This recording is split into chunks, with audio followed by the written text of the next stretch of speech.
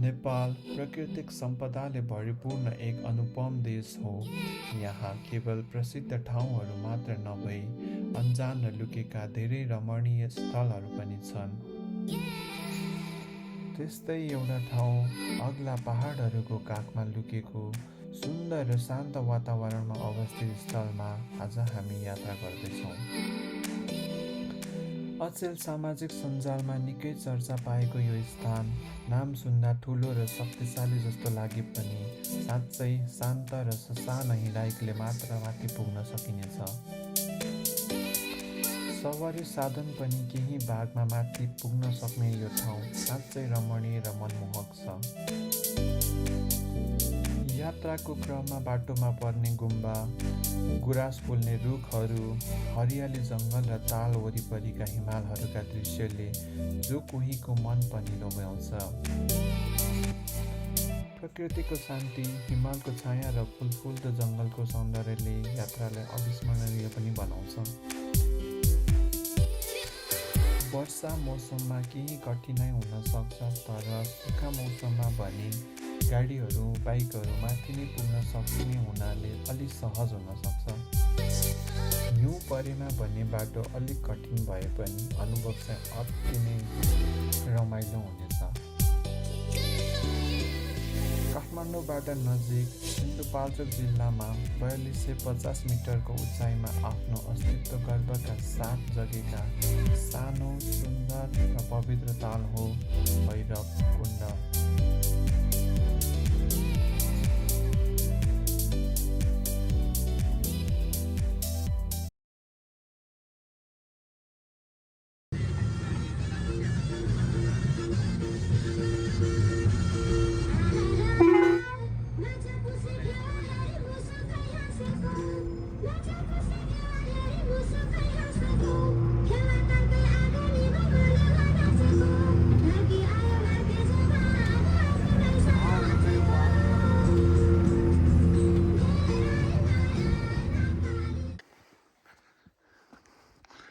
Hello guys, करिब 1 घन्टा हिँडेपछि यस्तो बाटो आइपुग्यो बल्ल। यस्तो बाटो भन्दा बल्ल उज्यालो भयो, नभए चाहिँ गाह्रो थियो। अलि चिप्लिन्छ कि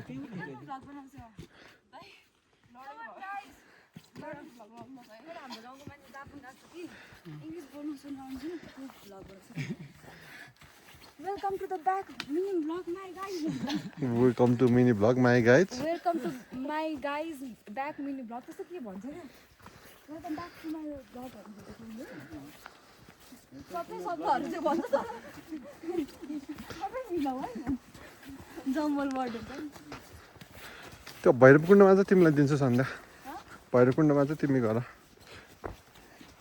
त्यसमा फेरि राजनको फोन लिनुपर्छ कि। राजन एपी जसको हो नि, त्यहाँ माइक जोड्न मिल्छ क्या। मेरो माइक छैन कि।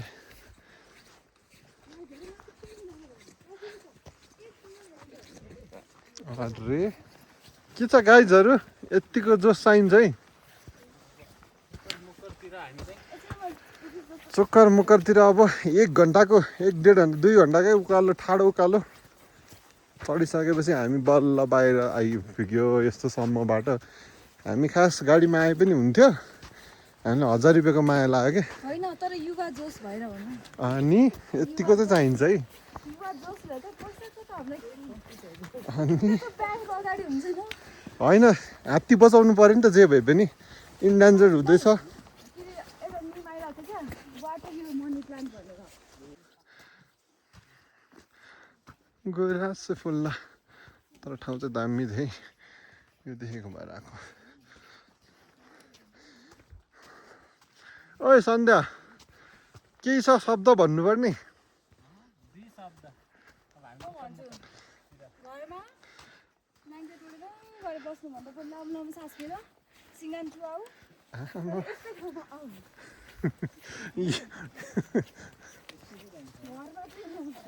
अनि होइन, घर बसेर मर्नु भन्दा हिँडेर मर्नु। मेन्टली ड्यामेज हुनुभन्दा होइन सन्ध्या, मेन्टली ड्यामेज हुनुभन्दा फिजिकली एन्ड मेन्टली फ्रेस हुन आउनु पऱ्यो होइन त। फिजिकली त भ्यू देखेपछि आउनु होला हजुर अनि यतिको त चाहिन्छ है देखे जस्तो गरेर यस्तो वरिपरि गएर होइन होला यो चाहिँ खिड्कीले सिड्कीले सब गाई ठाउँ चाहिँ दामी छ है अलि ठ्याक्कै भ्यू पनि यस्तो छ हाम्रो यति पछाडि हो हिजो हामी आएको त्यो तलदेखिको गएको देखेको बस्तीदेखि माथि आएको थियौँ अनि ऊ त्यो माथि बसेको त्यो छगाम हो हिजो हामी बसेको बगाम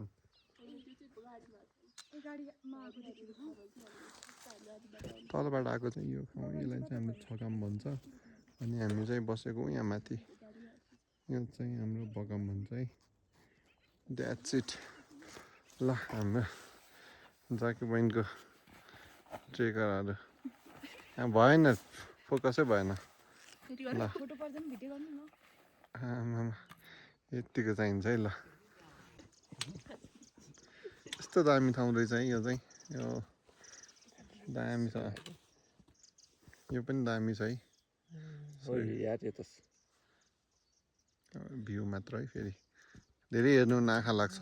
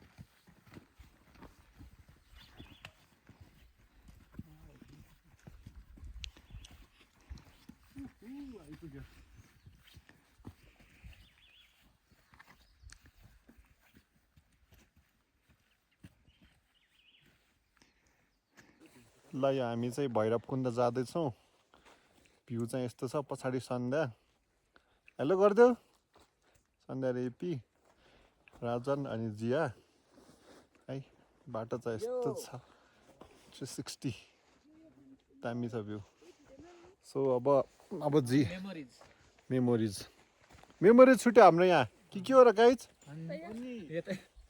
ल यता सबैले हेर न खै ए महावीर पनि कस्तो छ लागिरहेछ त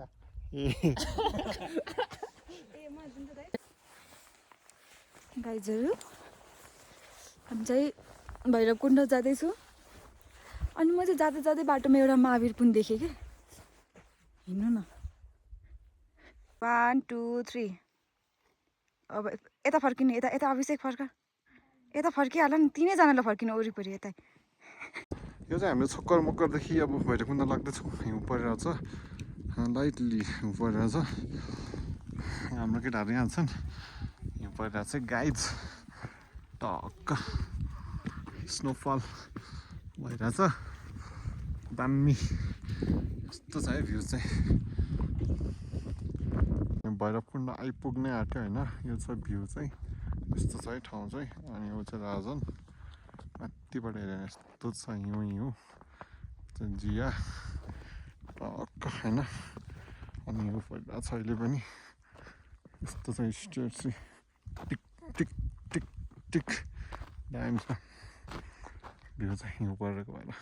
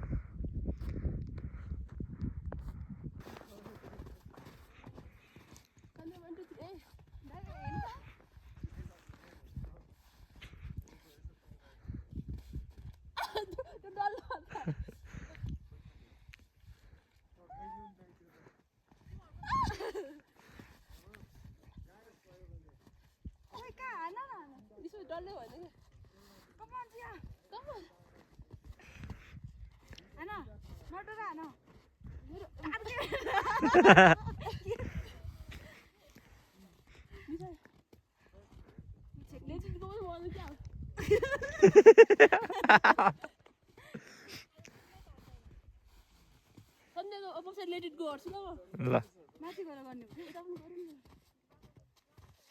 Let it go.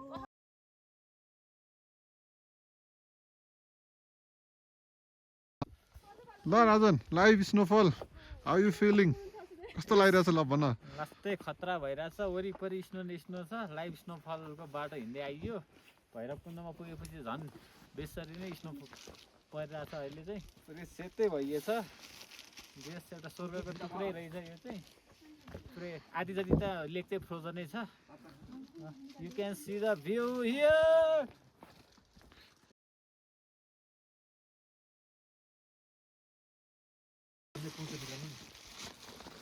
Sandhya how you feeling म चाहिँ आज 25 वर्षको उमेरमा फर्स्ट टाइम स्नोफल मेरो बेस्ट टिम मेरो दाई जिया दाई राजन दाई अभिषेकसँग आएको छु अनि यस्तो लाइभ स्नोफल देखेर मेरो मन दङ्ग दङ्ग दङ्ग छ बब्बाल छ हैन सबजनालाई म भन्न चाहन्छु रिकमेक भइरहेको होला होइन ठिक छ धन्यवाद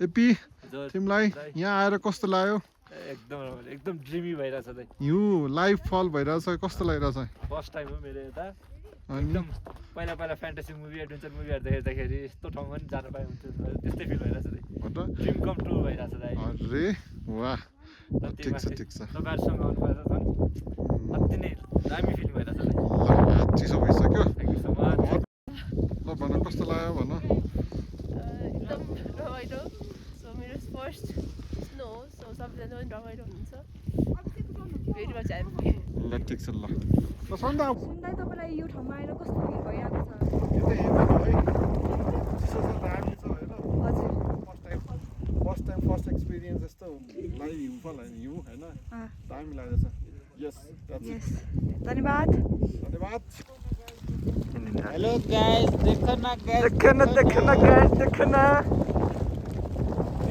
गाइस देखो न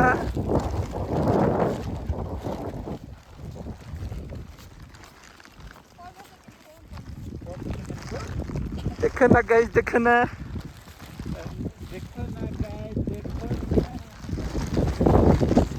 सट्टा लाएर घुमाएर खिचिदिन्छ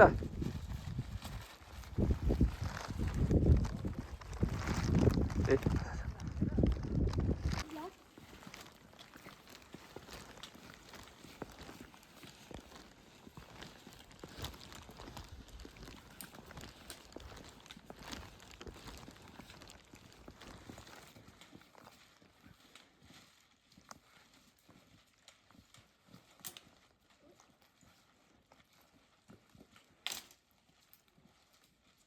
त लगता है बारिश पड़ने वाली साबुदा जस्तो लागिरहेको थियो कि अनि के अरे बारिश